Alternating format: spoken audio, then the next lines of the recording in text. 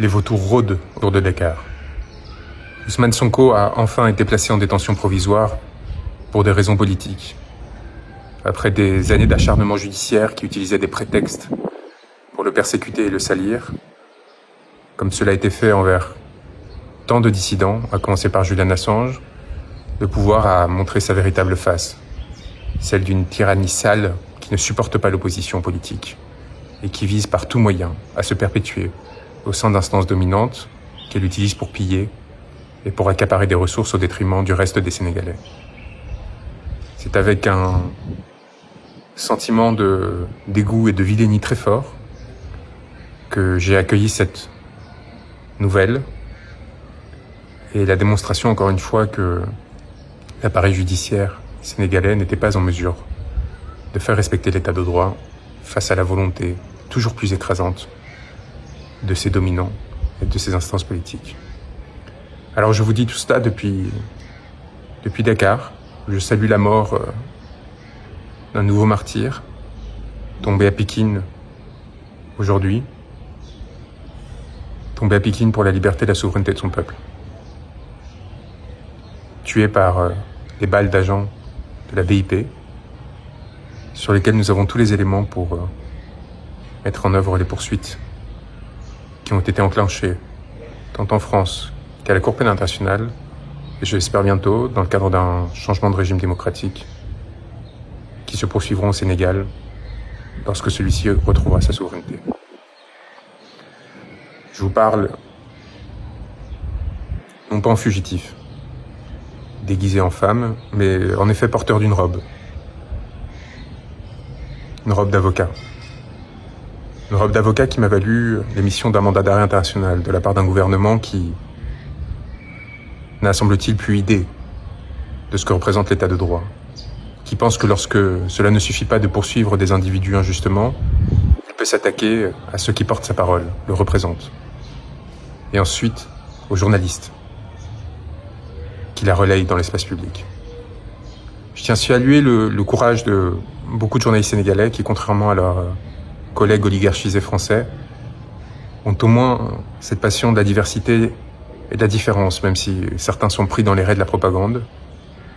J'ai lu encore des insanités à mon sujet, comme quoi, dans Le Monde, journal qui appartient à l'oligarque que l'on sait, qui censure les articles ou les papiers lorsqu'ils me sont trop favorables, ils savent de quoi je parle, et à l'inverse, tentent de salir chacune de nos initiatives et racontent des anecdotes absolument délirantes, comme quoi on serait en fuite, changeant de maison en maison au sein de Dakar, sans téléphone laissé à Paris. Désolé de vous décevoir, mais la réalité est à la fois beaucoup plus complexe et beaucoup plus enchanteuse que celle que vous tentez d'écrire pour détruire vos ennemis et non pas faire votre travail, contrairement à ce que vous espérez faire croire aux autres, mais servir les intérêts que l'on sait. Nous sommes ici sereins, travaillant, dur, pour nous assurer du respect des droits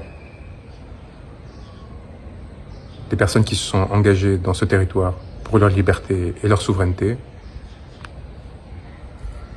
et constatant une forme d'inertie assez sidérante de la part, d'une part de la communauté internationale, mais également de la France, mon pays, qui détient une base militaire à quelques mètres du lieu où je suis, et qui craint probablement de la perdre, et qui, par crainte de la perdre, est prête à s'asseoir sur tous les principes qu'elle a revendiqués ces dernières années, et qui ont fait son prestige et sa valeur au cours de l'histoire. Cette France qui n'a eu aucun mot pour dénoncer l'arrestation d'Ousmane Sonko. Cette France qui a participé à sa persécution en soutenant le mandat d'arrêt émis à mon encontre.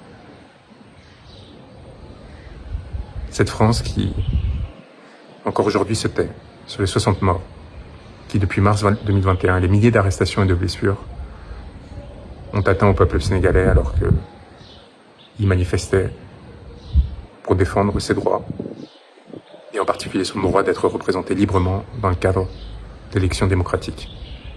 Alors c'est sûr qu'en France, on n'est pas habitué à des peuples qui luttent pour la démocratie, tout simplement parce que notre démocratie a été tellement avariée par ces jeux oligarchiques, par ces compromissions successives, par ces distorsions institutionnelles, qu'elle a perdu tout goût à la liberté et à la démocratie.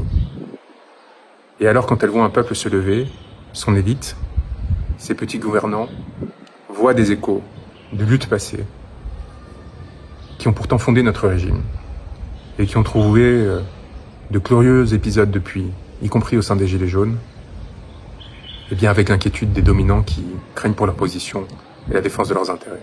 Je les connais, ces médiocres, et je les ai assez fréquentés pour savoir ce qui explique leur attentisme, leur indifférence et leur soutien larvé, puissant, à l'encontre des régimes qui tuent, qui pillent, qui violent. Est-ce que c'est pour cela qu'il faut se donner à des mains étrangères, à d'autres acteurs opportunistes qui tentent de se saisir de ces opportunités? Non. Il faut en profiter pour garder sa dignité, réclamer sa souveraineté et proposer des positions d'équilibre comme celles qu'Ousmane Sonko développait, sans asservissement à l'égard d'une puissance tierce, quelle qu'elle soit. Pour et par le peuple. Pour et par le peuple. C'est maintenant le cri qui doit nous unir pour défendre, à travers ce destin et à travers celui de tous ceux qui luttent, nos aspirations à la beauté et la dignité. Courage à tous. On est à vos côtés, très proches. On l'a fait pour vous démontrer qu'on n'était pas dans l'incantatoire, que l'on était aussi capable de prendre des risques, mais aussi, jusqu'au bout, revendiquer la légitimité de nos faits, des gestes, de nos paroles, puisque c'est sur des paroles que nous avons été poursuivis. Notre droit et notre devoir impérieux de porter assistance à ceux qui nous l'ont demandé sans céder à une quelconque forme de pression. C'est ainsi que j'ai toujours exercé mon magistère, c'est ainsi que je continue à le faire auprès des frères qui luttent, de la Guadeloupe au Sénégal, et rien ni personne ne pourra nous en empêcher. Peut-être qu'ils nous arrêteront, peut-être qu'ils nous empêcheront de mener à bien le travail que l'on mène avec des acteurs de la société civile, politique, des confrères, pour essayer de comprendre les mécanismes d'oppression qui ont amené à la commission de crimes contre l'humanité. Mais il nous faut rappeler deux choses. D'une part, leurs crimes sont imprescriptibles. D'autre part, le travail que nous avons fait, cette communication Cour pénale internationale, cette plainte auprès des institutions françaises et qui seront, je l'espère, relayées par les institutions sénégalaises dès que ce pays aura repris sa souveraineté, ce travail est fait. Leurs responsabilités sont établies.